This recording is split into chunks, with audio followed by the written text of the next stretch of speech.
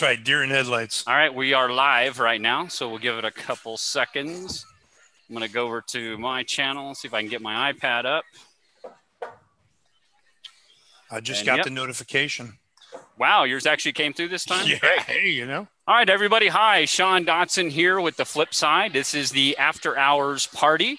And again, like I said, we were going to have a special guest. So you all probably or may not know Sasha Johnston right over here to my left, right. I don't know what it is. So say hi, Sasha. Hi, everybody. And then everybody, of course, knows my search partner, David Kramer. And we also have DeCall Thomas down here, the man in black, Clint Black himself. I thought he was Johnny Cash tonight. Or he could be Johnny Cash, that man in black, I guess. That man in black. Right. He was my avatar. There you go. Happy anniversary. Happy anniversary to you, DeCall. And first of all, I want to remind everybody that is coming into the chat room or is watching this, on the replay, that this is a non-PC event. We have no Mockerators, moderators, or whatever you want. So pretty much anything goes, guys. So put the kids to bed. And if you're sensitive to colorful metaphors or drinking beverages of choice on live TV or live YouTube, you might want to go ahead and shut this off now and go to bed. But tonight, once again, I'm here at Three Rivers Brewery. I'm having one of my favorite beers, which is an Arroyo Amber. So cheers to you. And Sasha, what are you drinking tonight? St. Clair wine, Members White, my favorite. It's only $7 whole a bottle. All right. David, how about you? I've got some tin cup in my cup, and I got some Milk Ultra down under the table. Hey, low-carb diet. You'd like that, DeCall. Yeah, there you go. What are you drinking there, DeCall? It's almost out. Diet Coke, as usual. His wife got him that for their anniversary. So as we are just now introducing Sasha Johnston to the to the After Hours Party show here on Flipside, we want to give her an opportunity to tell us a little bit about herself, who she is, where she's at, and maybe, Sasha, if you could tell us how you got into the Forrest Fenn treasure hunt. Well, that one is easy. Like most people, the first time I heard about it was in August of 2013 from the Today Show. So it wasn't until a year later I actually got to search because I was pregnant with my son at the time.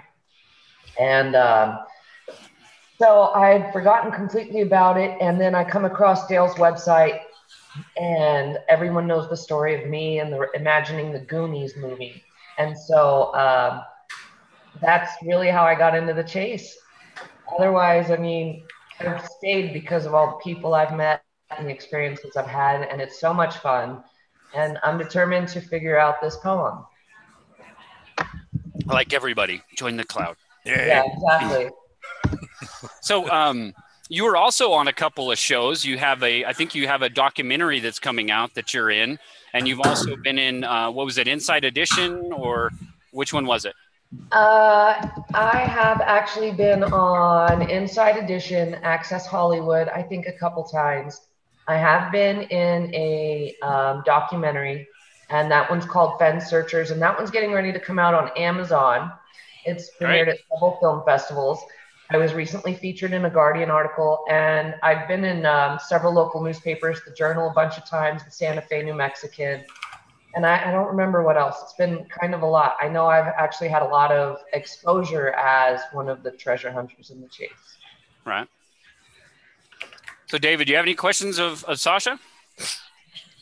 I know we're just going to go around the table. We're going to grill you. We're going to have fun with you. I think it's really interesting because her story sounds a lot like the beginning of my story, except I wasn't pregnant with her son at the time. You were pregnant with your beer belly, right? You noticed. No, just had gotten into the search and then forgot about it, and then it came back. Is that where it came back to you? As a Dal site? Yeah, well, the trick is I actually had saved Dale's site and another one. I don't think it was Chase Chat. I actually think it was Jenny Kyle's at the time. And I went to go buy a new laptop, and whenever I do, I go through all my favorites and the things I've saved and kind of pare down. And these things were on my favorites bar. And so I hadn't looked at them in a full 12 months. And then all of a sudden, here I am. I have an 8-month-old child. I'm not pregnant anymore. And I start looking at those. And then the Goonies moment happens. And that was it. I was stuck. That's all awesome. 5 minutes. That's absolutely awesome. When did you get the book? When did you get any of the books, Sasha? I have bought no less than 7 copies of The Thrill of the Chase, and I've given every one of them away. I've bought the 2nd and 3rd book each a couple of times, also done the same thing. And right now, I have the 1st and the 3rd book, and both are currently on loan to a coworker. Yeah, so, who do you give your books to? That's crazy. Yeah. Like you've gotten that's nice. Giving them all away. That's why you've given more away than Forrest Fenn. She's given more away than you burned. All of them have been signed, but the Working people on I gave them away to could never imagine spending $40 on a book. My landscaper and his brother, they were obsessed with it. So that's why I gave them the book. I can afford another set of books. Who cares? It's just a book. But these guys sat around in my front yard on their lunch break for an hour reading those books together. And those two brothers never get along and do anything together for all the years they've worked for me. Those are the two that are going to find it. They're going to find it. Yeah, but which one will kill the other? That's what's going to happen. Two can keep a secret. One is dead. No, the people I've given it to could never even imagine spending $45 on a book. And I've read them each hundreds of times. Yeah. And did that kind of, what I was curious about though, did the books kick it off for you? Is the books what got you in New Mexico? Are the books what got you fired up, or? No, I don't know why, but ever since I heard of it, I always knew it was in New Mexico. An 80-year-old man at the time would never have left the state. I mean, everywhere I go, I'm like, could an 80-year-old really have gone here? Yeah. Have you watched an 80-year-old walk? Go to the nearest nursing home in your neighborhood and look at the 80 years old, yeah. And now he's almost 88. Right. So I don't know why people think he went here. There's apparently a nursing home on Old Santa Fe Drive. Apparently now. That's right. That's what's going to happen. Is Forrest Fenn's going to turn it into a nursing home. It's got its own pond outside. It's got a swimming pool outside. That's what's really sad though, is that with the shape I'm in, which is not a good shape I'm in, I always compare where could I go, and Fenn could probably go there. He could probably outrun me there today. I always knew about his statement where he says, I did it in an afternoon. Mm-hmm. And he also told us he gave up his flying and his pilot's license in 2001. Yeah. And Forrest has said to me on at least 4 or 5 occasions that he hates flying commercial, and he refuses to do so if he doesn't have to. Yeah. So, I hear you there, Forrest. I hate flying in the C-17 underneath a F-16 motor too. Right. You're traveling in commercial airline and no one finding out about it since 2001 is an unreasonable expectation. Yeah, we all think he drove to the location, but there's people out there that believe he was in the Yellowstone area in 2010. So I have heard that this is true, and I have reason to believe that is true. But he was with his wife. I do know he was outside of the Yellowstone area in 2010. I also know Peggy was with him. And let me ask you a question. How many of you guys are married? 1, 2, 3. How many of you pack yourselves? Yeah, right. Yeah. Does your wife pack you, or do you pack yourselves? I pack myself. I pack myself. So you're saying Peggy packed the treasure chest for him? And said, you're taking this damn thing out of the vault. You're getting it out of here now. There's no way he could have packed that treasure chest, taken it on a commercial airline with his wife, and no one ever found out about it. And commercial airline, no. If you guys claim to pack yourselves, that's fine. But we all know your wives check your work. No. Oh, bullshit. If I let my wife check my work, she's taking half of my shit out so she can put more of her shit in. So let me ask you, Sasha, you're saying... I think Peggy hid the treasure, and Forrest doesn't even know where it is. So you're saying... I'm going to show you. I got to ask We're asking the wrong person the questions. We need to be talking to Peggy. 2010, so that trip to Montana, Wyoming, was commercial flight? That you're aware that's a commercial flight? No, I do not know how they reached their destination. Oh, okay. But what about Shiloh? Shiloh could have taken him. He has a pilot license. Hold on. That's my point. Either he flew commercial or Shiloh took him. Either way, I would say Shiloh took him. Could not have loaded that thing onto a plane without anyone finding out. Somebody would have figured it out. He's a pretty sneaky guy. He could do pretty much anything he wants. Shiloh is flying him, and he's like, "Hey, Gramps, did you say your baggage really weighs 50 pounds? Because we're running out of fuel here. We're a little overweight." Gramps, Sasha, didn't tell me the truth. Yes. So what year did you start? Did you say that already? 2014. At the beginning, February of 2014. So I've been in the chase well over 4 years. I'm on 4.5 years now. But I got the book in 2013, but my very first search was February. It was March 2014 in the cold snow. I had snow up to my doors in my 4-wheel drive. I can't believe I made it out alive, but it was tracked already. It wasn't me making the tracks. But we started the same time. Then that's pretty interesting. Hey guys, I want to take 1 second. We kind of got into this, and I forgot to say hi to everybody in the chat room. So real quick, I'm just going to run through and say hi. We got Dale Richards that showed up first, so he gets the medal tonight for being first. Jimmy Fast, how are you? Ad Fincher, what up? I'm going to be reaching out to you here in a little bit. I saw your video again tonight. I'll be talking about it. Ben Downing, Finn Treasure Hunter, what's up, Jason? Shane McLaughlin, Steve Marilot. 23 Monarca, how you doing? Follow Me Down, Davio 22, Totally Not Mitzi, Cape, Mitzi! Steve Rimple, James Cruz. Hey James, how are you? Robert Walker, Sasa Johnston. Oh, that's her right there. Who knows? Rob G. Why Must I Go? Hey Troy, how you doing? Robert Walker. I don't know if I said that. Anon. How are you? Journeyman. David Kolowski, that's my Mike Kolowski, Sully from Monsters, Inc. I know you get that one, Sasha, right? You got the kids. Let's see. Mama Llama, how are you doing? DeCall, he's in there, and he's in the show as well. Hey, Mama Llama actually made it to a live show. Yeah, she made it this time. Jim Very White, good. How are you doing? Trying to go through here. Ben Downing, I don't know if I said you already. Unknown Searcher, I know who you are. We're coming for you. I think I got everybody there. David Pisano, Teton Trapper. That's a new name I haven't seen before. The Clovis Man. I wonder if that's Bill Gorman. Let's see. Who else? Teton Trapper. Hydro Makers. How are you? Mark Conway. Hey, Mark. How are you? I think I got everybody there. So, yeah, I just want to say, wait, I saw another one there. Jay Minnesota. How are you doing, Jay? And Rodney, I see you're in there. Howdy. I think I caught everybody there. If I missed you, make sure you say hi once again. So just wanted to say hi to everybody in the chat room and didn't mean to cut us off there. Where were we at? Somebody track me back up. We were drinking. Man, I was just asking Sasha what year she started. And I think we all want to know more. What is your core principles, Sasha? What is the thing that you're basing all your solve ideas on and your style of searching, basically? Okay, no, I can answer that. The first thing is that there are two main activities that Forrest Fenn spent his time doing: flying and fishing. And the second one even includes the first one in it, fly fishing. Yeah. So I base my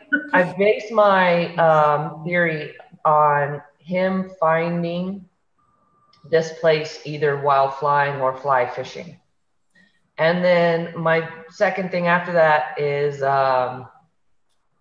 making sure it is somewhere an 80-year-old could reach. So those are the big things. That's my teenager behind me that she keeps seeing going back and forth. She's a college student. So she doesn't speak to me. She just eats my money. And sleeps all day, right? I have teenagers, lots of them, and they're very similar. Yep. I've got one too. So you base a lot of your solve around the fact that he was a flyer and a fly fisherman. Is that a lot of what bases? Let me ask you, what pictures are on the front of The Thrill of the Chase? What pictures are on the front of his second book, and Too Far to Walk? And then what's on the front of Once Upon a While? David, or DeCall's going to need a neck brace here by the end of this. He's going to be nodding the whole time because that's his whole thing right there. Well, like, all right, I'm fanatical about the cover of those two of the first. That's right. Yep. I am fanatical about that. My solve is 1,000 yards from the Montana coonskin hat picture.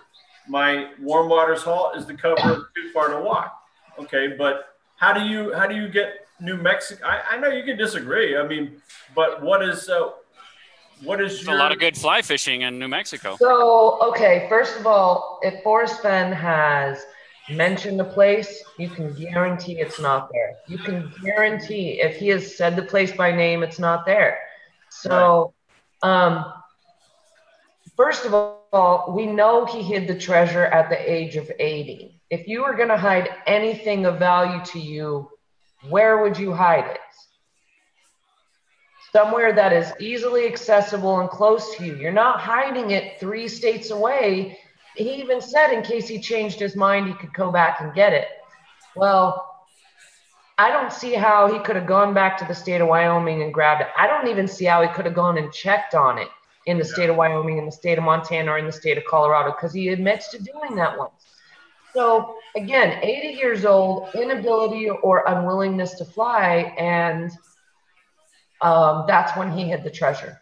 So those things alone tell me it's in New Mexico, but clue number 1 puts me here. So at least according to my theory, so that's how I'm doing it. Yeah, I had, didn't Cynthia in her most recent video on A Gypsy's Kiss, she had some kind of, I hate to call it insider information, but she had shared some information that that somebody had seen the treasure in like between June of 2010 and before, his birthday, that they had seen it somewhere in there. So they thought, that it's possible that he hit it before his 80th birthday, so we could say he was either 79 or 80. So now, again, it's hearsay, so I can't. The chase remembers seeing a treasure exactly when they saw it 8 years ago. I kind of don't buy that. Yeah. And Cynthia, I love her to death, but she got everybody worked up over this whole, there's this reporter who's going to go search in Yellowstone now. Forrest Fenn has worked his butt off to ensure he has not given any person an edge in the chase, and I still believe that. So I think Cynthia kind of tends to blow things out of proportion, and sometimes she needs something out of nothing. Yeah, we all blow every one of his words out of portion, myself included. Right. But I look at Cynthia as probably, in my opinion, probably one of the most credible searchers out there. Opinions will vary, but I think that she's one of the most credible. It doesn't mean that what she heard secondhand is not hearsay. So it's, my belief, like he says, just prior to the poem. So at age almost 80, I figured it was time to act. So when she said those things that she said in her video, it kind of led into that if he said he hit it in summer, in that, talk with the middle school kids, that it had been summertime. And of course, summer doesn't end till September 21st or 22nd, somewhere in there, that would make sense. And if he said he hit it at age almost 80, that if we believe he's telling the truth, and we know 85-15 rule, that we like to believe that it happened prior to August 21st of 2010. So it kind of, when Cynthia said that really tripped up in my brain to think, man, he really, if somebody did see it, if it's not just hearsay and just a rumor, that somebody did see it just prior to, June or somewhere around or after or before June, mid-June or whatever, then, it had to have been hidden somewhere in that month and a half in there. So he tells us July or August. And, I think he's been very honest about that. I think our biggest problem is overcomplicating the situation. Forrest keeps telling us to show it to a child and to simplify. And we all want it to fit some preconceived notion or some sort of bias that our brain has because of what our job is or our experience or what we've been used to. We all have our own bias that we keep applying to the chase. I hear some of the craziest solutions, and I'm like, one guy told me that he thought the blaze was a picnic table and 2 chase loungers that were next to a river. And how is that here in 1,000 years? How could that possibly apply? A lot of people believe that Warm Waters halts at the Colorado-New Mexico state border. My theory is State borders are imaginary lines that don't exist. If you're not on a highway and there's not a sign, how are you going to know? The Roman Empire was 1,000 years ago, and we don't know what their states are, and we don't know what their borders are. What makes you think the borders between New Mexico and Colorado will exist? They are imaginary lines. They are not created based on any geographic features. That doesn't apply. I'm sorry. If it's going to be here in 1,000 years, state lines don't exist. It seems to me that a lot of people are just guessing, you know, and I don't think that we're supposed to be guessing. I think we're supposed to be knowing, you know. Forrest Fenn has said, you know, those that base it on a hunch are, you know, are likely going to have thin wallets. I know that's not the exact quote. It's somewhat similar to that. But or something like those who continue to guess throughout life will, you know, will have thin wallets. So I want to ask Sasha a question, if I'm not interrupting too bad. Do you think there's some emotional connection or symbolism going on in New Mexico or your search areas? Because, no. Yeah, I'm not from New Mexico. I have no emotional connection. Maybe Fenn does, if you're asking about Fenn. I'm asking about Fenn. Do you think, because why would he hide it? Well, of course there's an emotional connection. No, I got an answer for this one. Forrest Fenn lived a very strict and rigid life the entire time he was in the military, right? Constantly deployed, fighting wars. When he came to Santa Fe, he lived the opposite of that.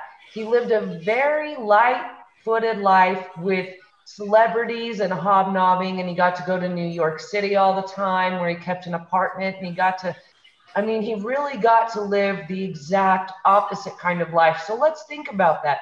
Which do you think he preferred? The road trips with his parents as his kids, or the jet-setting celebrity lifestyle he experienced as an adult, and the millions of dollars he made doing it? Which do you think he preferred? So as you make your decision, where did that happen? Did that happen in Texas or Yellowstone? No.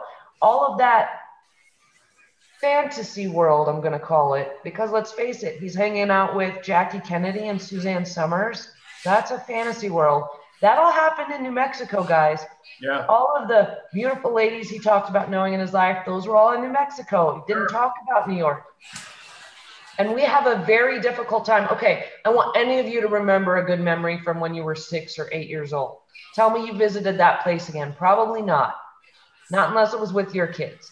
So again, all of his best memories are going to happen probably, most likely, and I can't say this because I'm not Forrest, but after the military and the deployments. His whole life changed at that time.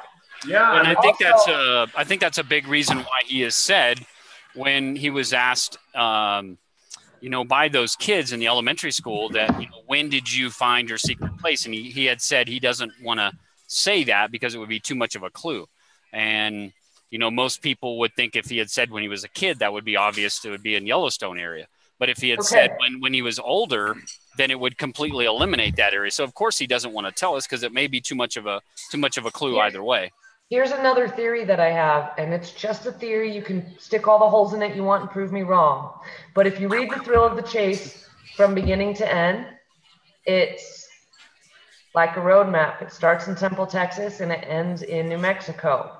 So I've been able to match up chapters in the book with various landmarks you would find on a drive from Temple, Texas to New Mexico in order.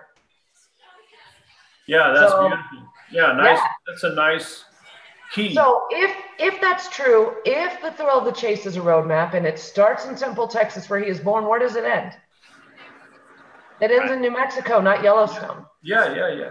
Well, it drives me nuts because there's definitely two camps here. You got New Mexico, Colorado group, and you got the Wyoming, Montana group, you know.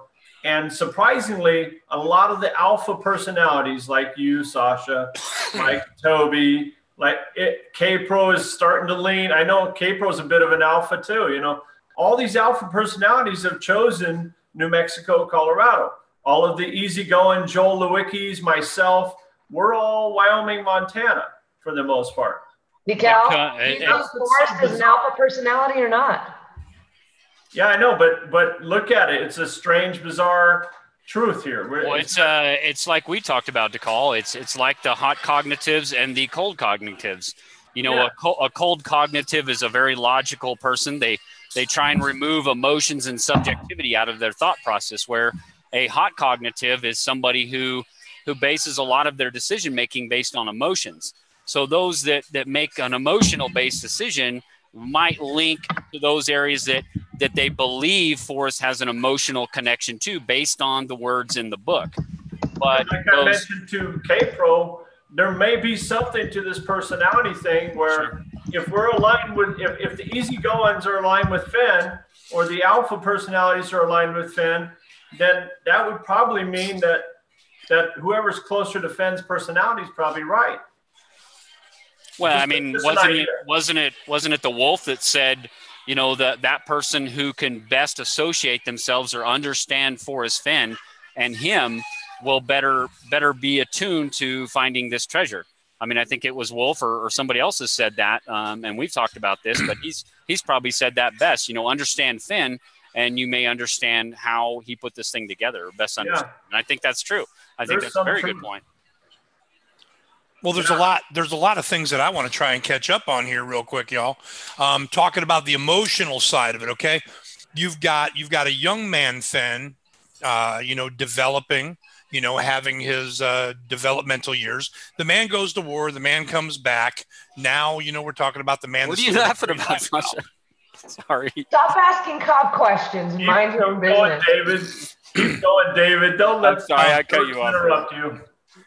But if we look at the emotional side of it, okay, that's what led me to Yellowstone, because the man said that place has my heart. So I equated it to the biblical saying, where your treasure is, so is your heart. So that leads you right to that place. And Fenn is quoted in an article, and I could find it on my computer somewhere, of saying that place has my heart. I love that place. That's what took me to Yellowstone and took me for 12 grand. Okay. Now Fenn turns around in the Moby Dickens interview, and he says that the chest is in a special place, a very special place. That's true. You tell me that that's not based on emotion. Yeah. Okay. A special place to me isn't a place where I saw, Dale Jr. win the Daytona 500. That's not a special place to me. That special place to me, as Sean and I have talked about, is the first place I ever kissed my wife. And I can walk, well, actually I would drive and then walk right to that place anytime. And I can show you the exact spot that I first kissed my wife. That place is more important to me than where I watched Dale Jr. win the Daytona 500. Okay. Follow-up question for Sasha is, you talk about Fenn being a pilot and a fisherman. Okay. Now my father was a pilot. My sister was a pilot. And I tell Sean a lot of stories about being a pilot, the things that happen in the air, the things about being a pilot. But I want to break this down to the ground and him being a fisherman. So if I'm kind of getting you right, then if we link Fenn to fishing, then the chest should reside somewhere near a location where Fenn fished. Yeah, that's right. I actually believe that. Fair enough. So okay, I know, I'm not holding a treasure chest and I can't prove it, but I 100%, okay, what are over 2/3 of the pictures about in The Thrill of the Chase? Fishing, right? Am I right? There's him holding fish, his family holding fish, they're in front of water. What's the cover of the third book? Yeah. Once Upon a While, he's fishing. The second one is a shadow over a brook where they went fishing. How about put in? How about the put in comment? That is a water-based comment. So the flying applies. Here's why I think the flying applies, and I'll explain without giving away my solution. Back in Forrest's time, they did not have GPS. And in order for a pilot to fly to one location and back, they actually had to draw a triangle on a map. They had to pick out actual landmarks that they could identify from high in the air. They had to locate those, and that's how they knew where they were going. That's how Forrest navigated. So those are the first 3 clues for us. I believe Forrest painted us a triangle. He gave us the first 3 clues being Warm Waters Halt, take it in the canyon down, not far to walk, put in below the Homer Brown, right? And then I also believe the creek ends up being the 3rd part of the triangle. So if you can fit those in my solution, the first 3 points are exactly the same distance from each other, which happens to be 8.25 miles. Actually, it's 8.26 to be exact. All 3 points are that, and they create a triangle. That gives you your beginning search area. And that's how Forrest would have found this. And we know he's a pilot. We know he had a plane. We know that that plays into this a little bit. But I don't think it requires GPS coordinates or all these crazy special tools or map reading techniques. I think what Forrest did is give us a triangle. The first 3 points create a triangle and they show you your search area. The next 3 points narrow it down. The final 3 will tell you where it is hidden. How it is hidden is a whole other game, which I'm still working on, according to my solution, of course. But there is, I think he really gave it to us. I think he really gave it to us in the easiest way possible. And I think he's kind of pissed that we're all too stupid to fucking figure it out. He's been handing us our hat for a while. I can tell you that right now, 8 years Trust now. me. That's why DeCall wears his. Yeah. I can't believe an 80-year-old is outsmarting me at every fucking turn. It drives me insane. He comes from a completely different age, and he's laughing at us because I think it's, and you know, me personally, I think it's right there in our face, and you know, I he's do laughing too, at us. and it drives me nuts. Oh God, Yep. I know it's Sasha, let me ask you this. So have you seen this insight into Fenn? Like he is ticked off at us, impatient, like totally mad that we're off. I have seen Forrest Fenn show impatience with many people. Never directed towards me or the community as a whole, but I have seen Forrest have impatience. Landscapers, barmaids. Yeah, but Sasha, only one person or maybe 2 people have it right, according to Fenn. Maybe even if it's 5 people, that's such a small number of people who have it right. Everybody else is in the 7% nut bin, okay? They're all just deranged, delusional weirdos that can't figure it out, you know? So there's a few. Decal, I'll agree with you, but I'll tell you this. I've been on over 200 treasure hunts and almost all in the same place. Okay, the first 3 were not. After that, they've all been in the same place. With expanding upon the poem, do you think this man took 10 years to write a poem so somebody could find this thing in 5 minutes? Right. Do you expect somebody spent 10 years every single day of their life thinking about something and somebody else is just going to easily figure it out? Well, isn't that what Doug Preston said when he saw the poem in the 90s? He looked at that thing and went, wow, Finn, that looks a little too easy, you know, and then he spent how many more years, you know, perfecting that thing, 14, 15 more years. I mean, we don't know exactly when Douglas saw that for the first time in his vault. And that's why Douglas Preston, that's why Douglas Preston knows where the, bye, Sean. Good, we got rid of him, finally. Woo.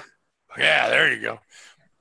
That's why Douglas Preston is one of the only other people that knows where that chest is. If he looked at that and said, this is too easy, that means he knows where the chest is, right? No. First of all, just because Douglas Preston's a writer doesn't make him the smartest guy on the planet. So everybody needs to slow down on that. I've met him. Okay? I mean, yes, he has a great way with words, but that doesn't mean he's smarter than any one of us. And obviously he gives 2 shits about Forrest Treasure, so he hasn't put any effort into it. If I was a guy with the insider information and I've seen the poem 3 and 4 and 5 times over the years, bye, Felicia, I'm out.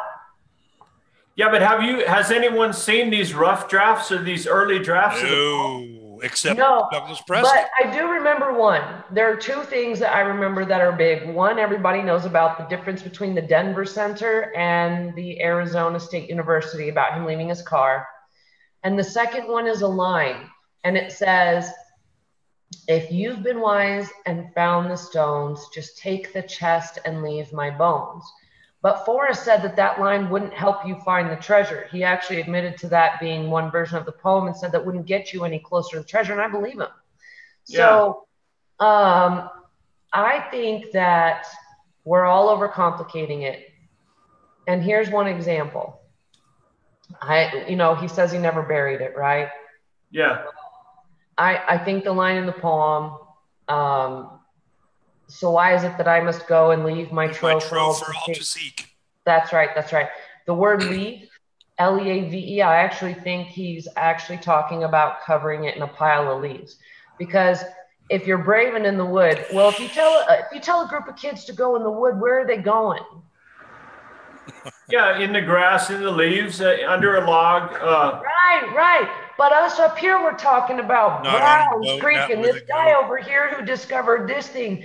And it's got to be this because I found a piece of paper with a drawing on it, and that's got to be the right thing.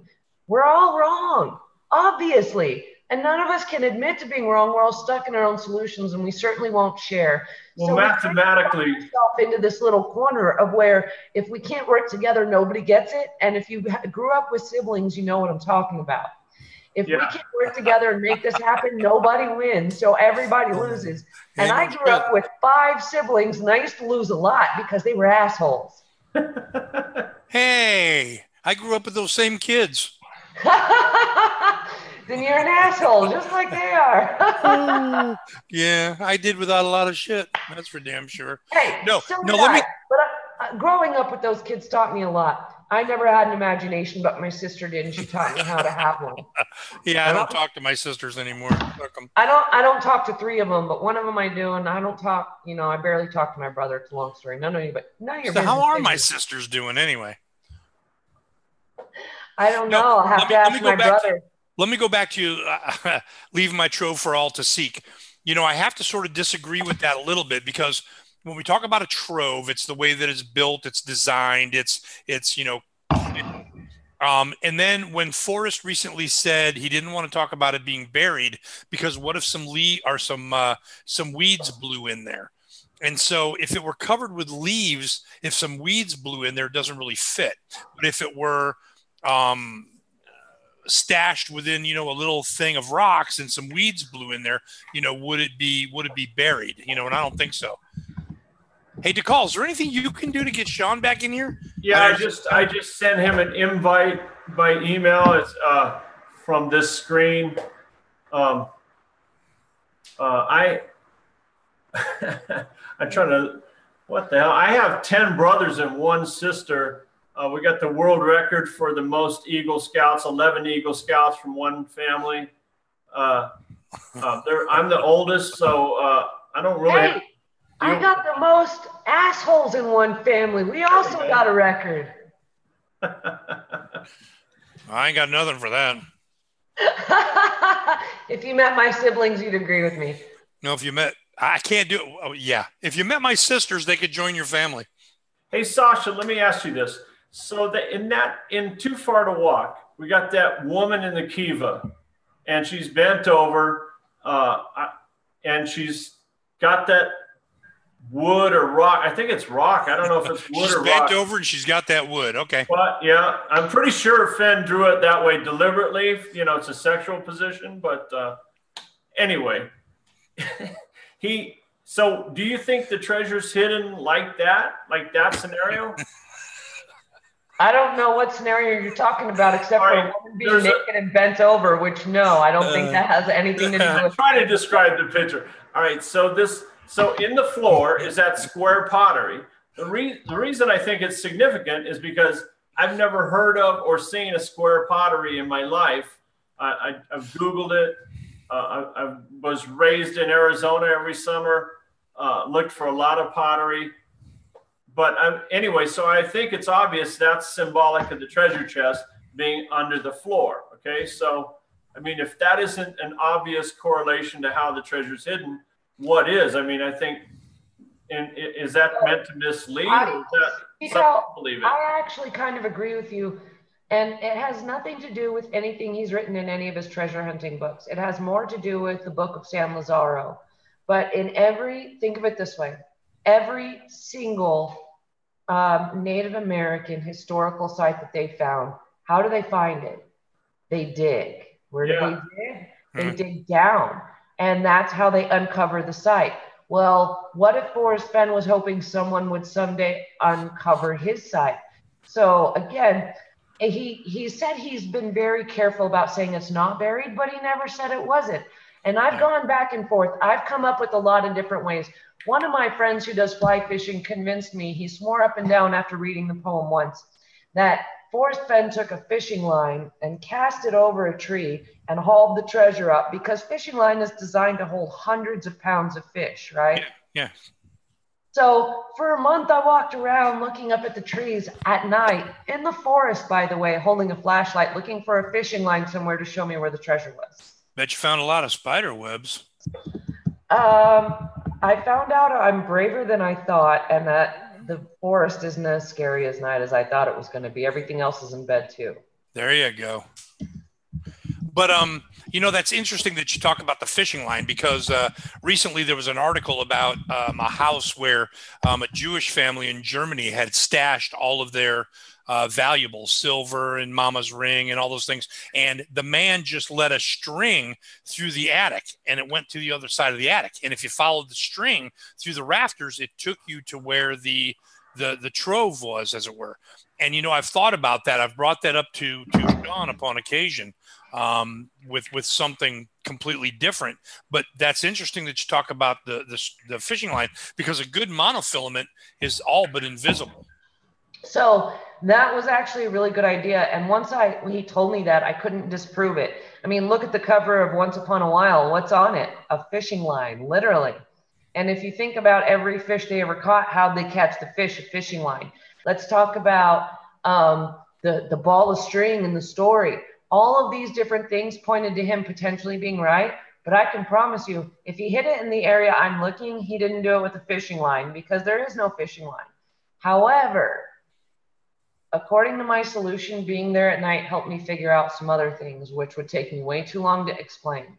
But I do believe that being in the search area at nighttime plays an important aspect in the poem. And if you don't believe me, go back to every one of the books and see how many times nighttime is referenced. And to prove my point, the last picture in The Thrill of the Chase is a picture of a lumberjack at night looking at a turtle dove in the moon. And the picture on the cover of Once Upon a While is a stick figure fishing for stars. So being there at night actually became a very integral part of my solution, but only if you're at the right point in the poem and it applies. I know that's kind of weird to explain. I don't mean to be aloof or not explain myself, but I think that it would take too long to explain why that's important. But do you need a flashlight? Well, obviously. Let me ask you another stupid question. Obviously. Yes. Where in the God's green earth would you use a flashlight in the forest in the daytime, which is never? I've spent 4.5 years in the forest in the daytime, and I've never had to use a flashlight. When would you use a flashlight? In the evening, at dusk, or at night? Now, I am not condoning going into the forest at night, and I have to be very clear about that. I was there at dusk, which means I was back to my car before it was dark out. So I'm gonna really disclaimer, don't go into the fucking forest at night, please, not Yellowstone, when there are bears. But in my location in New Mexico, there's nothing dangerous, and I was there by myself. Yes, with my pretty pink gun for those who want to know.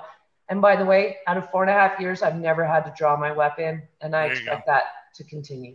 Hey, so, Sasha, take a second and click on your More button and see if you can upgrade Sean from attendee to participant. I was going to say, he just hit me with something. What More button? Where is either that? of you At the very bottom of you might be the. It says, can either of you two check to see if you can promote me to a panelist? Right, that's in chat. Now click click on the participants button on the very bottom of your screen. Oh, I see. Hold on. I got you guys' notes. Oh, on the More. Okay. Now I'm seeing. Okay. Yeah, he's not there. No, all I can do is invite. Yeah. Now, see if you can click on attendees, participants, then attendees, and see if you can right-click on the name Sean Dodson. I'd hate to shut down the whole chat just to get back on. It's not letting me. I got him. Oh, yeah, there you go. Oh, yay. I don't know how this Well, let me undo that shit real quick. See, okay, but to be clear, the bottle is halfway empty. Am I back in? I can't see anybody. I can hear you, brother. You got to do something. No, it's David, you probably have to. David, you got to. You need to promote me to a. I ain't promoting you to shit. There we go. John, you're back. Ooh, he just went and did some shots, emptied his 7-year-old bladder. Sorry, had to go get a quickie from the hubby. Hey, it's DeCall's anniversary. Good job of keeping it going, guys. You guys did good. The show must go on. Good job. Congratulations. Oh, that's good. I'm still under Sasha. I can look up and I can see if she's wearing a kilt. I'm wearing yoga pants. Nice try. Nice try. Been better. So I've been listening to you guys, man. Great. You guys have been keeping it going. That's good. So remember, you got to go to the spot at night with a flashlight and a pink gun. And gloves. Well, you know. Yes. Oh, shit. Hey, one thing I'd like to talk about, that I mentioned in the told you I shouldn't have let him back in. Kind of the teaser to the, to this show was the fact that, last week, David DeCall and I were talking about, what that trip must have been like for Forrest on the long ride home and that chapter in The Thrill of the Chase. And it got, the three of us talking about it and wondering, how did Forrest and Skippy really kind of provide for themselves? And what was that trip like? We're talking at 20 miles an hour or 30 miles an hour for 1,600 miles. How many days is that, David? What do we come up with, or what do we think of, DeCall? What do we think about that? That was at least 13 days as a minimum. And I suggested that they prostituted themselves along the way. You did. You did. Wait, what did I miss? Who's hooking up with her? What? What happened? Well, at 20 miles an hour, they could have people running along with them. They're saying that trip that Skippy and Fenn took in their car all the way home, they want to know, how did they make it so far? Yeah, how did they survive? How did they provide for themselves? What did they do?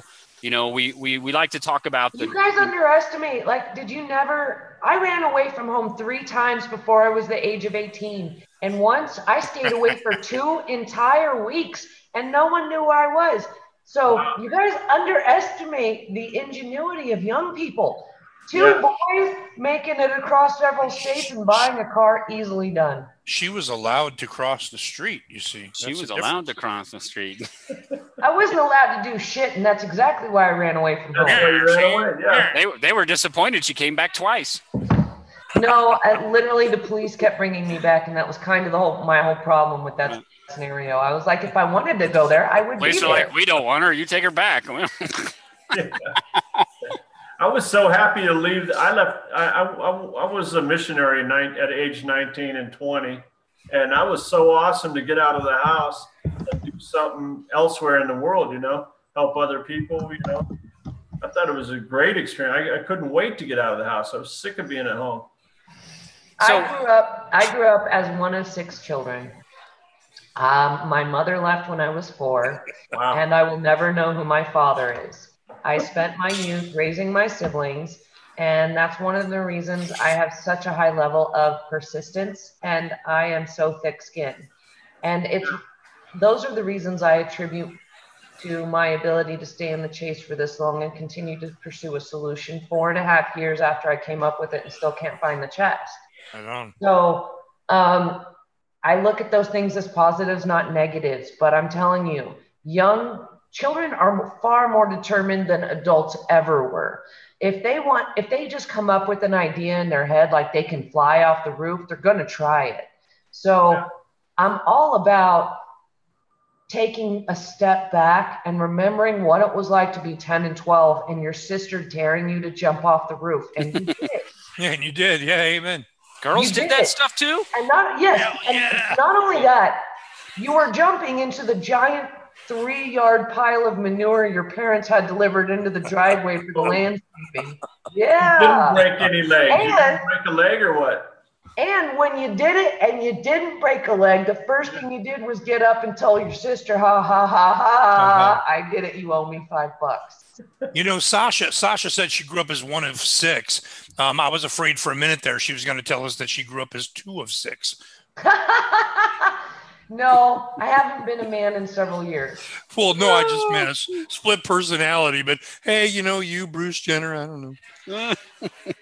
So anyway, I was getting back to this question about we we had really discussed, what was that journey like for them and on that long ride home. And he talks about just the journey from Shoshone, I'm probably pronouncing that wrong, to Casper, and where Skippy had left him after they argued. And then, where did they go from there, and how was that journey, and how did they really provide for themselves? So David DeCall and I have been talking about that question. We really wanted to know how did Forrest really provide for himself. So the three of us came up and we posed a question to Forrest, and we emailed him that, and he did respond to that question. And I had asked him, if he does respond, would we be willing to, or would he be okay with us sharing that response with the community? And he said he was okay with that. So I'd like to read, what the question that David DeCall and I came up with, and then Forrest Fenn's response. So I'm going to switch screens here really quick so I can read that. Give me 1 second. Hopefully you can still see me. But here's the question that I posed to Forrest. And I said, Forrest, hope you, Peggy, and Willie are doing well. Last night during our live show, David DeCall and I were discussing the Long Ride Home chapter from your book. And we wanted to ask you the following question. How did both you and Skippy provide for yourselves during your 1,600-mile trip from Yellowstone National Park back home to Temple, Texas? We are only asking because we are curious and not looking for any hints or clues. It's just that we live in a different time than then. Nowadays, we have vehicles with AC, navigation, XM radio, and drive 75 plus miles per hour. So what was your drive like, and how did you provide for yourselves along that long ride home? P.S. If you respond privately, do we have permission to publicly share your response with our audience? Thank you very much, David DeCall and Sean of The Flip Side. And Forrest did respond a couple hours later, and he responded, it was a different world then, Sean. As I remember, we left West Yellowstone with a loaf of bread, a jar of peanut butter, and some other things. We had enough money for gas with a little left over. Hamburgers were a nickel. I don't remember it being a hard trip, especially. We slept in our car or on the ground. I don't know how fast we drove, probably about 30 miles per hour. I remember slowing down and running alongside the car for long periods. Avon calling. Huh? Did I go Avon's calling. She's got Avon at the door. Oh, does she? Okay. When I got tired, I would jump on the ground. I would jump on the running board and rest, then jump off again and run some more. We certainly were not overweight. We had a lot of flats, which we fixed ourselves. Spare tires were tied to the top of our car, and we stopped at dump grounds a couple of times looking for tires. You may quote me if you want to. So that was Forrest's response to our question. I thought that was pretty interesting, that he kind of went into detail about, him, having peanut butter and some other things and talking about where he put the tires. A lot of people were talking about how can you put that many tires inside the car when he was saying he put them on top of the car. And I know I sent that response both to David and DeCall. So what did you guys pick out of that response? And the community, I will try and post this in the description or one of the comments below so that you all can read it, verbatim and not just hear it from me. But David and DeCall, what did you guys get out of that response, and what did that mean to you, if anything? Go ahead, Brother Thomas. He doesn't seem like he was all that stressed about it, kind of like an enjoyable experience. I know anytime I ever got away from the parents, I was like thrilled. You wouldn't even care if he broke down. It's just like, he probably had a lot of faith and confidence in Skippy. Skippy might have had a few bucks in his pocket, not much. Skippy was a talented guy, so he probably had a lot of faith that they would, of course, make it home. Forrest had the gift of gab. He's going to find friends anywhere he goes, Well, sorry, David, did you have something to add to that? Go ahead. No, just when he says, they had a jar of peanut butter and other things, my assumption was the other things were fishing poles or, their rifles or whatever, they had with them. Dad's going to give them that stuff. I was impressed by the email because, he said they had enough money for gas, and that's a really nice thing. I'm sure that, by that point in their lives, Forrest was probably already, being a fish guide in Yellowstone or, outside the park, whichever it was, and that they did their tires. And somebody up here, Virgil Kane is my name, reminds us that back then the tires had inner tube. Sasha, you type like so loud. Yeah, man. You know what you're doing? Like, it's like, I don't know what's going on there. Sounds like she's got raccoons. I'm mad. She's writing a took book. Pizza in her room and didn't even offer me any. That's awesome. Gotta get you. Go get some. Go get some. But anyway, no, bring her in here. Let's make fun of her too. Come on. That's true. Hey, stay away from my daughter. Every fucking one of you hear me? That's not even a joke. I have a gun and you know it. I'm happily married. I'm good. Yeah. I also sell real estate. I know how to find out where every single one of you lives. I'll tell you where I live. That's right. About 3 blocks from Three Rivers Brewery. Yeah. Bill Gorman's outside waiting for your ass, Sean. I'll have a chat with Bill any day. I'm not scared of Bill. He's a nice guy. It's fun. So anyway, the tires had tubes, so they were able to change the tires easy enough or patch them or whatever, and that's a nice thing. And the neat thing is that they didn't struggle on that drive. 13 days, a couple of kids. He didn't remember it being a very hard drive. So that's awesome. It was just fun for them, except for the fact that Skippy left him alongside of the road. Yeah. That was probably sucked. But again, the most impressive part of that story was that he loved his brother from that day on when he came back and got him. That's just, again, another emotional connection. Sure. Yeah, that's I mean, I don't have a brother, but I can imagine what that would have been like to be out there. Like he said, he was trying to figure his lot in life by being stranded out there, and then here comes his brother back for him. And as someone with 6 siblings, I can tell you hate them always. I'm not kidding. I was gonna say we could rent you one. We could rent you a couple. No, I'm serious, because you grew up in small confined quarters. I mean, it naturally creates conflicts, especially the more kids, the more the conflicts. So the whole story is actually about how him and his brother had a conflict, a big one, and his brother was ready to leave him behind. But then I'm sure at some point realized when he showed up at home without his brother and his mother saw this, she'd murder him, so came back for him. It had nothing to do with their brotherly connection and everything to do with his preference to survive seeing his mother again. So, imagine that. Any one of your mothers, if you've got siblings, would have murdered you if you took your sibling somewhere and came home without your sibling one day, and they were smaller than you. So he didn't come back out of brotherly love. He came back out of a need for survival. Sure. Let's be very clear on that. My parents would have asked me where I left the body. I just got brownies. How the fuck you get brownies out of pizza? What's in those brownies? Because fuck you and none of your business. She just went past. You to where you got them or what's in them?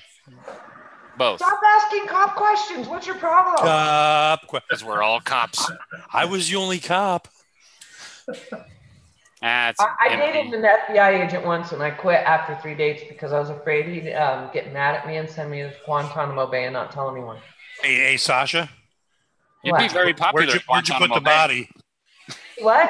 Where'd you put the body? I'll show you. Yeah, you carry the shovel. She'll show you. I'll show you where to dig. Well, what I like about the long ride home is that it makes you think that how did these guys, Marvin raised these kids very well, and I think that he taught them how to survive, and he had a lot of confidence in them. And kind of like DeCall said that he wasn't going to let Skippy go. He just kind of was like, you ain't going by yourself, and until Forrest volunteered to go with him somewhat reluctantly because he was surprised that he actually volunteered to go. So I think once he saw that both his boys were going to go, he had a lot of confidence in what he had taught his sons at that age. And you have to assume that Skippy was either 15 or 16. That would have made, Fenn probably 13 or 14. That those boys at that point, boys at that age nowadays are most boys nowadays at that age in today's society just don't have those kind of skills. Us parents aren't taking them out and raising them like they were back in the 30s and 40s. As a woman who is currently trying to date, men are huge pussies these days. They are not taught to work with their hands. They're not taught to change the oil in their car, to fix things around their own damn house, or to patch up the shingles on the roof. They're not taught a damn thing. I find myself with better tools and more hands-on knowledge than most men. Men have become giant vaginas in my generation. With sand in them. Vaginas with sand. Vaginas with sand in them. Folks, we told you this is completely empty. I see these men with man buns and I want to slap them with their own fucking purses. Okay? Hallelujah. I hate it. I'm designed to be a woman. You're designed to be a man. Do your fucking job and I will do mine. It's that simple. But as a woman who's been divorced over a year, I cannot date. And why? Because they're all vaginas. I cannot have bigger balls than my man. That's a fucking problem. They got little mouse balls. That's the case every time. They're over here crying, and I'm like, buck up, bitch, and let's go. Yeah, what these guys that date you's got to be, pretty confident, right? You probably whip their ass. No, I'm not a violent person, and I believe in gender roles. I believe in traditional gender roles. Let me say that again. I believe in traditional gender roles. I believe it is my job to take care of complete the home, and it is your job to provide for our family, and the two of us doing it together is the only way that this works. Unfortunately, I've never had that. It's always been on me.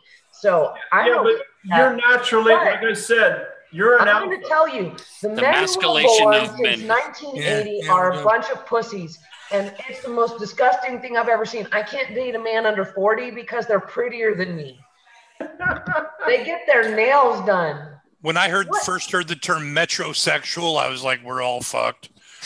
No one's getting fucked that way. No one. Not me and not them. Don't hold it, drink it, Jim. Survival of the fittest applies to us too, folks. Hey, well, so you're single, Sasha. What kind of man are you looking for? Yeah, the chat room wants to know. We are now part of the dating game, folks. Yeah, I guess they can help me find the chest. No, you have to be able to be the boss of me in some aspect. You have to be strong enough to tell me no. And guess what? I actually respect no. Okay? Or just bring her lots of wine. I respect no. Hey, wine just makes me more fun. And if you decide that you want to be my meal, I promise you're going to have the most fun time you've ever imagined. Y'all are married, so you'll know about that. Shut up. Well, my wife and I are definitely going to come down to Albuquerque and hang out with you and Toby and Shelly then. Yes, I would love that. That would be great. Cynthia will come, I promise. Yes, absolutely. I've been dying to meet Cynthia. Oh, man, she's one of my favorite people, and I'm so lucky to have such a good relationship with her. But Cynthia is also very good at keeping secrets, and I'm very grateful about that because she keeps my. Seems like she'd be a very fun person to hang out with. That's for sure. We have margaritas once a month. And I just want to make sure that I'm taller than Toby. I wouldn't know that one. I don't know. Oh my God! Do we know how tall Toby is? I like the way Cynthia's analysis of the poem. I like where she's going with her current solve. I mean, she's claiming to park her RV in the next couple of weeks right at my solve. So I mean, I respect what she's doing right now.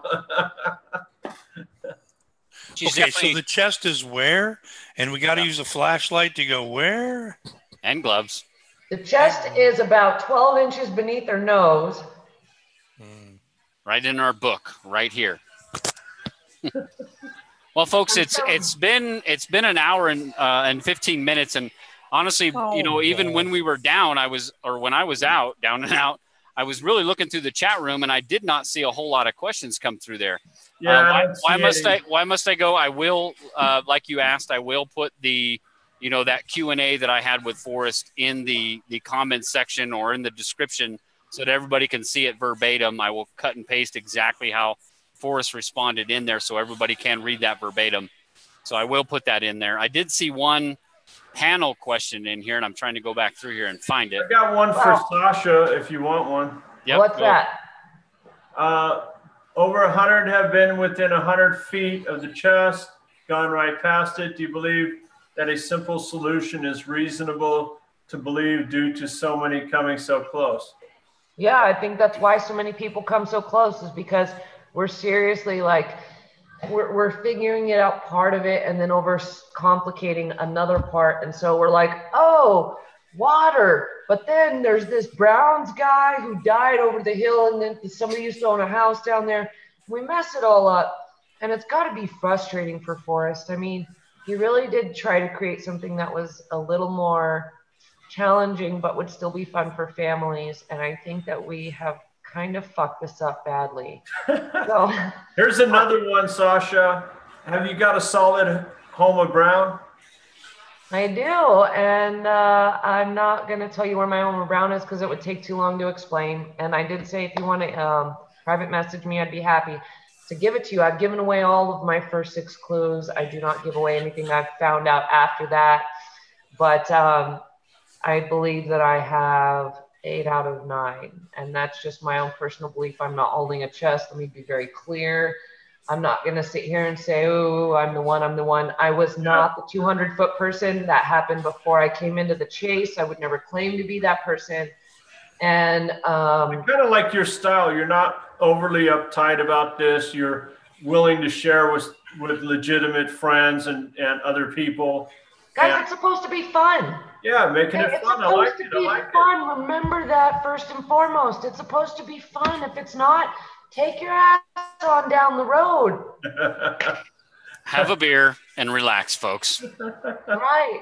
Or your beverage of choice. Or a whole bottle of wine. All right, here's another one, Sasha. Are you 100% New Mexico for life, or would you entertain? Por vida, por vida.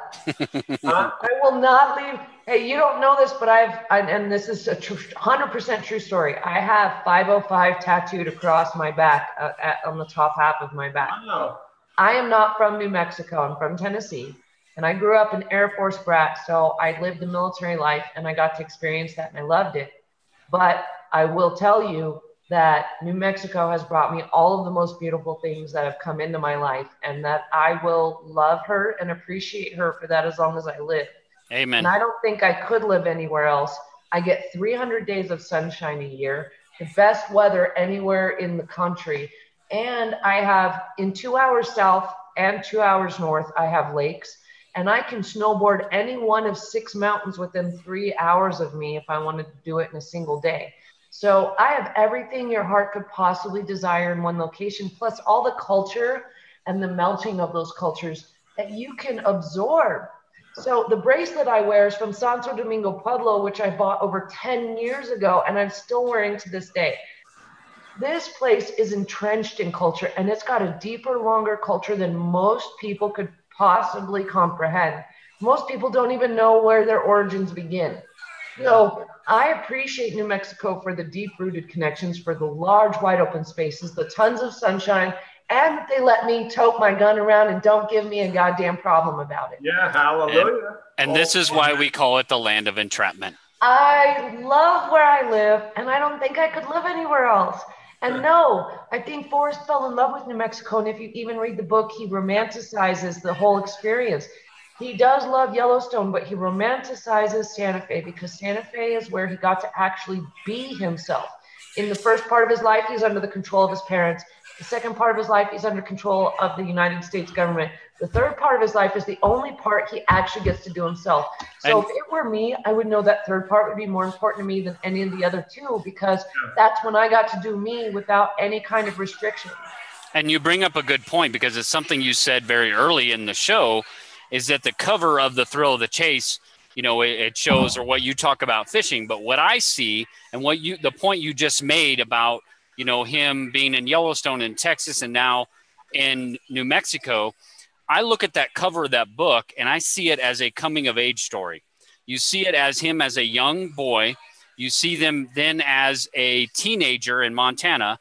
And then you see him as a young adult in probably his late 20s or early 30s, you know, next to the aircraft. And it is like a coming of age story. The whole book is like a coming of age story. It talks about him in his first awareness. And then now at the epilogue, at the at 79 or 80 years old, he's talking about what has he learned in his life. And it's like that of J.D. Salinger's book, The Catcher in the Rye. That is a coming of age story. And that, to me, is what the whole book is about. And while everybody else is thumbing through the pages of the book and the stories trying to find subtle hints, again, I go through that book and I see a lot of stories taught by a man who has lived life well. And he hasn't made those stories so obvious to us, or those lessons so obvious to us. He's trying to teach us lessons in a way, and not trying to just give us the answers. And that's what the coming of age story is about. And I've talked about it in my, Message in a Bottle video, where, to me, the book is that vessel that takes the poem, which is the message, to find the treasure. And while the vessel is important because we learn a lot from it and it takes us from point A to point B, really the message, to find that treasure is in the poem. And I know that's a little bit whimsical and a lot of people disagree with me on that. And that's just my way I look at it. But I love anyone can disagree with you, but last time I checked, no one holds a box and no one can claim knowledge. No one can claim correctness.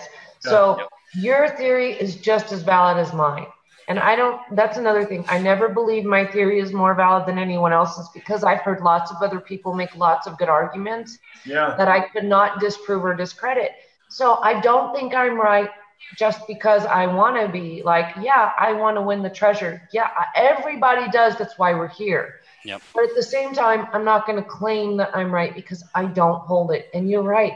I could be just as wrong as the lady who thinks it's at some fucking spa in Colorado for 4 years ago, right? I could be just as wrong. But I'm going to respect you and your solution, and I'm going to respect Decal and his, and I'm going to respect David and his. And I'm not going to say any one of you are wrong. I might argue with you or try to disprove it, but that's my job, and your job is to do the same with me. So I'm not going to be one of those that claims I know where it is. I'll never be that person. And I'll tell you what, if I was ever the person to find it, I would never fucking admit it, not in 1,000 years. And even if the person does admit it and you want to claim your 15 seconds of fame, go on ahead. But you better never, and I mean better never, declare the location of where you found that shit, because you will find yourself amidst a shitstorm of lawyers and lawsuits between this person who thinks they've been screwed and that person who thinks they're entitled, and anyone else who thinks that they might have known and you stole their ideas and they told you on a blog, so that's how you found it. You will fuck yourself if you come forward. You will fuck yourself if you tell them where you found it. People will be able to sue you. And the number one thing I know, come forward or not, you can't tell anybody where you found it. And that has nothing to do with people screwing up the spot. That has to do with self-preservation. I agree with that chick. Yep. What do you mean? What do you mean self-preservation? I never even thought of that. Why can't you say the site, the location? Decal, here's what I mean. We live in an overly litigious, what's it called? Society. Community. Yes, society. Thank you. We live in an overly litigious society. Anyone can sue anyone for anything imaginable, whether or not it's a law, a rule, or anything. You can hire a lawyer and sue someone. Joel Lewicki, you evil. Because you don't like my hat, okay? I can sue you because you don't. And guess what? You have to hire a lawyer and pay to defend yourself in the first fucking place. So that's my point. Every relative you didn't know you fucking had suddenly shows up and is your first cousin. Yeah. I don't know who my real dad is. Imagine what that would do to my life. Imagine I have DNA tested 5 men only to discover none of them were my father. And that was only 2 years ago. Imagine what would happen if I came out and it was me who found the treasure and I said, hey, it's me, and I came out. Imagine how many dudes line up to claim they're my dad.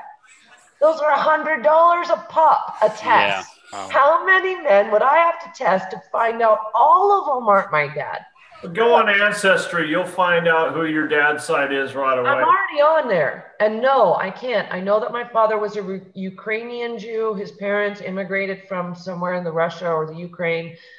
Eventually, you'll get some first cousin hits. You will definitely get some hits. I've tried. Decal, I promise you I've tried. I'm on the site. Time is short. In another 10 years, everyone's DNA will be on there. It doesn't matter. But that's the way I look. But the point is, That's interesting. Can sue you for anything. It doesn't matter if they're right or wrong. Sasha, they have it right. But I think there's a good point there. I mean, what does the search community, if anything, and I hate this word, what, if anything, is the search community entitled to? In my opinion, the only thing they're entitled to, Sasha, is to know that it was found. That it was found. That's all we're entitled to know. Is that it wasn't found. I hate to tell you, you're not entitled to find out that he hid it. You're not entitled to find out that he found it. Let me put it to you this way. If someone was searching in Wyoming and it was found in New Mexico, they never had a fucking chance of finding it anyway. So why do you owe them anything? No, you don't, but it's Fenn. And neither does the finder. But I think as a community, we need to know that it was found so that we don't have people out there risking their lives. You're still out there finding treasures. You never had a chance of finding it in the first place. You were wasting your own time and money. You are not owed a thing. The finder entered this game in a contract with Forrest, not with every other searcher out there. They don't owe you a fucking thing. You know what they owe? They owe their family's safety and security. Do you know how many people are serving prison time for stalking Forrest or his granddaughter? Because I do. Do you know how many people have showed up on his property? I have fucking kids. I have a 19-year-old college student. I have a 5-year-old with autism. I'm sorry. I don't owe you a goddamn thing. I owe my kids. I owe my kids a safe, happy existence. I don't owe you shit. You want to go out and look for a treasure that you think is out there but can't prove? That's on you. None of us can prove it's real in the first place. So that's on you. So what if Fenn says, okay, it was found in Montana? Or that was on me for being too stupid to know where it is. No, I'm just saying. All right, let's say New Mexico then. And it was you that found it, but Fenn probably feels an obligation to tell everybody. And then Fenn says, okay, it was found in New Mexico. That's all I can tell you. Or what if he says your exact search location? How does that incriminate you? First of all, Forrest said that he would do whatever the finder wanted. So if the finder doesn't want to tell the search location, Forrest isn't going to tell. If the finder wants to remain anonymous, Forrest isn't going to tell. Yep. Can you trust Forrest? That's another fucking question. I'm not answering that question. I'm only answering what's going to happen. But he's going to say New Mexico. It was found in New Mexico, right? Isn't he going to say that? Hold on. No.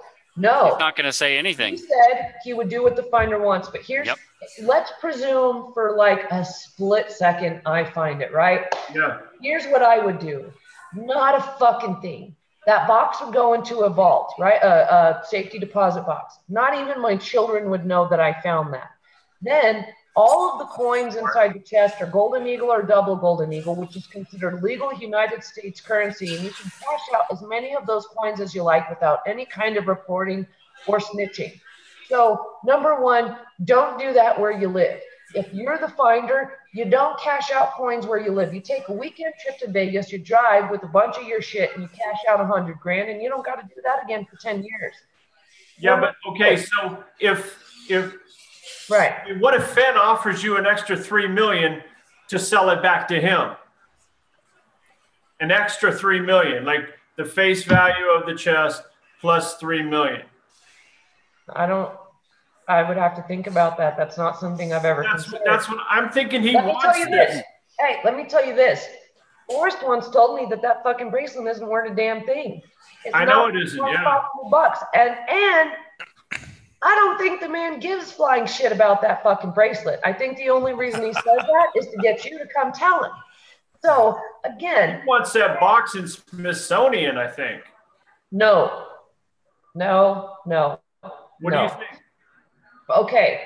A lot of people are under the assumption that they're going to find the treasure and they're going to go auction this off at Christie's. First of all, the average Joes who look for this treasure are all broke as fuck, just like you. They ain't got millions of dollars. They don't have the ability to buy your treasure chest for $2, $3, $4 million. That's not going to happen. So you need to count on the gold weight. Gold weight is about approximately $500,000. But if you're fucking smart and you don't cash it all out at once and you save it for the remainder of your life, when Forrest hid this chest, gold was at $900 an ounce, and now it sits at over $1,200 or $1,300. So if you keep your shit together and you don't tell anybody and you slowly cash it out over the years, then it's worth a lot more. But keep this in mind. Forrest named that chest indulgence, right? He named it indulgence. What's an indulgence? Think of chocolate. It's not something you eat for dinner. It's something you eat to enjoy a rare treat. I've had a get-rich quick scheme. That's it. That's beautiful. The chocolate analogy. I've had hundreds of thousands in the bank before. Most of it's job money. Okay, that's a very small number. Okay, 500,000. It lasts 1 or 2 years. You buy one house and you're done. But okay, Fenn could be offering you 6 million.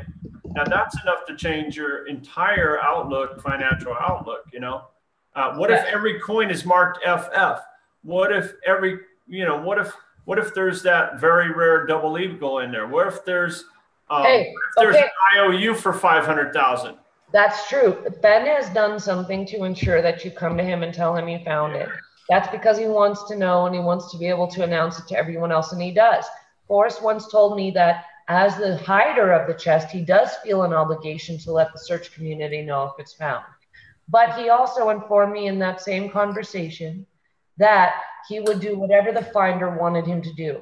I don't think that he would keep it quiet. I think if he found out it was found, he would feel an obligation to tell. I think that the recent deaths in the chase community has definitely made him adapt that ambivalent about, stating whether it's been found or not.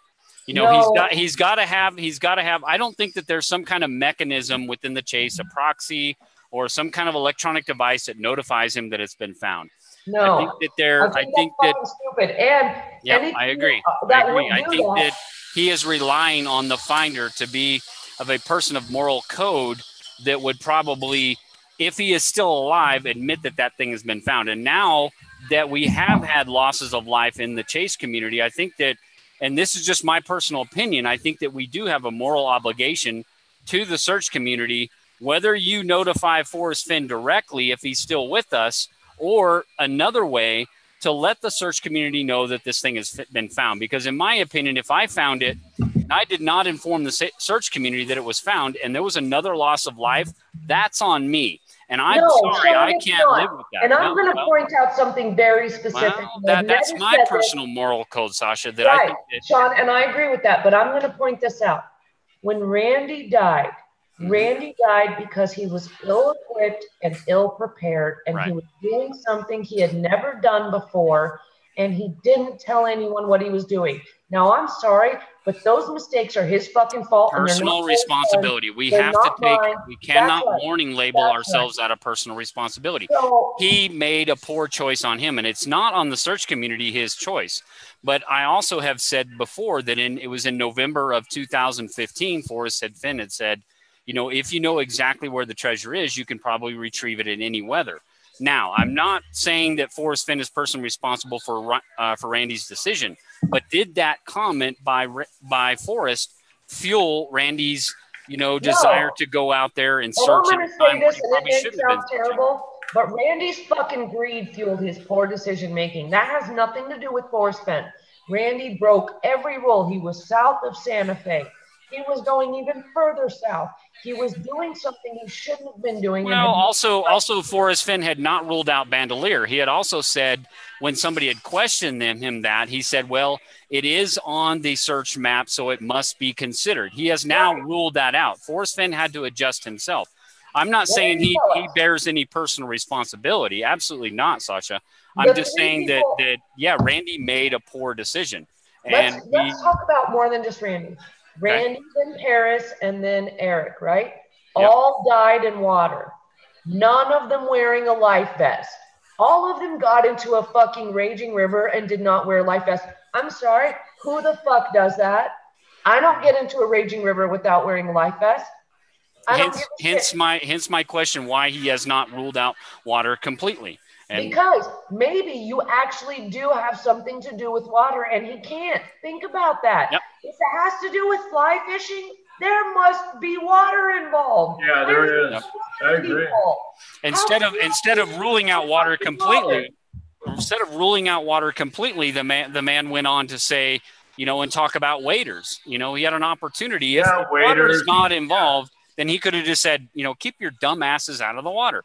It's not in water. There's no reason to cross water. No. But again, and I've said it before, there is multiple ways to avoid a water crossing. If it is in the path of your way you think the poem is, or if it's in the physical path, the most direct path that you have to go through. It doesn't mean you have to go through it. You can find many ways around it. Yeah. And Forrest, I think it's too big of a clue, and I agree with the community that there's no way he can answer that because it is too big of a clue. Whether we want to guise it in the safety sense or we want to just rule it out completely, he can't do that. And you're right. I mean, we've had 3 deaths, possibly even 4 up Beaver Creek that were associated with water in this chase. And I'm sorry. If this chase is somehow not associated with water, with at least 3 references in the poem that everyone can agree on that's about water, then you've done fucked up. But under no circumstances should you be crossing a raging fucking river. Under any circumstances. I agree. Yep. That's what we've been saying. You shouldn't be there. Yep. We feel bad about these poor families, but these guys shouldn't have done it that way. I mean, everybody's got to be careful. Hey, you guys, great show. I got to go, but I don't want you to end this great conversation because of me. But no, we do need to wrap it up. We're going on an hour and a half here. I know. I'm sorry. I'll shut up. It was a great time. No, it was. And I think somebody else had asked in here that we should have Sasha on here more, and that was a big point of bringing Sasha on here. We all 3 of us, David, DeCall, and I, we all talked that I think it's very important to have a very strong, veteran, intelligent female searcher involved in this community and on this channel because it gives that perspective, that we need, and I think that Sasha, it would be a great addition to this show if she's willing to continue to come on with us. And I'll ask you tonight, Sasha. I watch you anyway, so I'm happy to be here because I'm watching your show even when I'm not here. Great. We'd love to have you on as a full-time panel member. And we also still like to bring on guests, as well. But we definitely love to have you in here and to fill that portion of having a very strong, intelligent, veteran female searcher involved in this community and on this channel. So we'd love to have you on there, and we're looking forward to continue having on here. Oh, I'm happy to join you. Sorry. Go ahead, Sasha. Oh, I'm just saying thank you so much for having me on as a guest. And by the way, in case Forrest Fenn is watching, hi, Forrest. Hi, Forrest. How are you? David, DeCall, I know you got to get out of here. Happy anniversary to you. Thank you for taking time brother. away from your family. We all promote his family first here, but we do appreciate you coming and spending some time with us. We're celebrating all week, so and we had a good night out to dinner already, and it's only 8:30 here, so I got plenty of night. Hey, no more kids, all right? All right, y'all. See you guys. Hey, DeCall, we'll see you. We'll talk to you later, brother. Night, brother Tom. Bye, guys. See ya.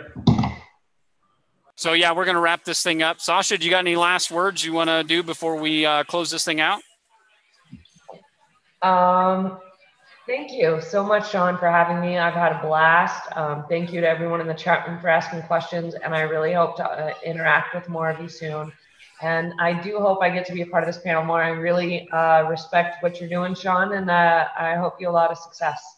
Thank David, you. you're cool, man. I like your coffee cup. God bless. I'll send you one.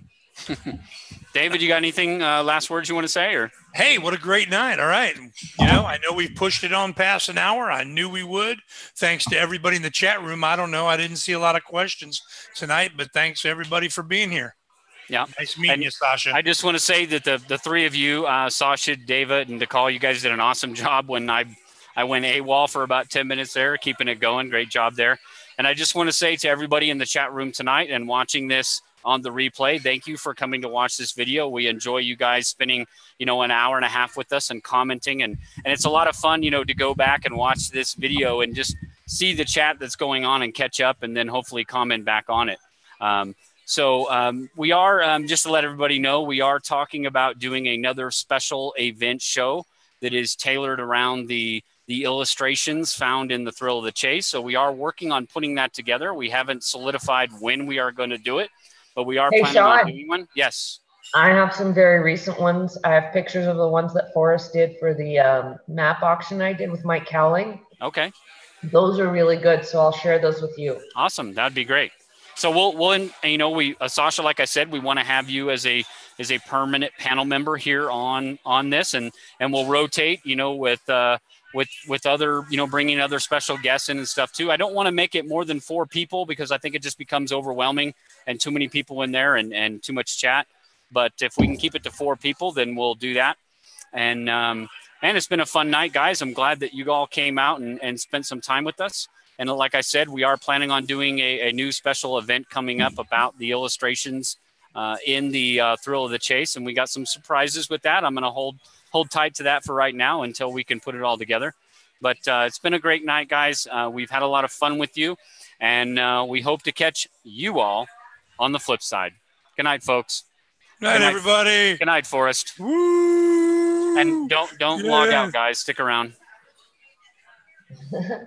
Okay, somebody else has got to stop the live stream. I can't do it. So we're still here, folks. We're still talking. We're still here. Oh, this is what happens when you leave, is we're still here. I have no clue. I'm not in charge anymore. I don't know what I'm supposed to hit. What do I push? On the top left, it'll say live YouTube. Click on that. And then it'll say, you're giving away all our damn seats. I'm giving all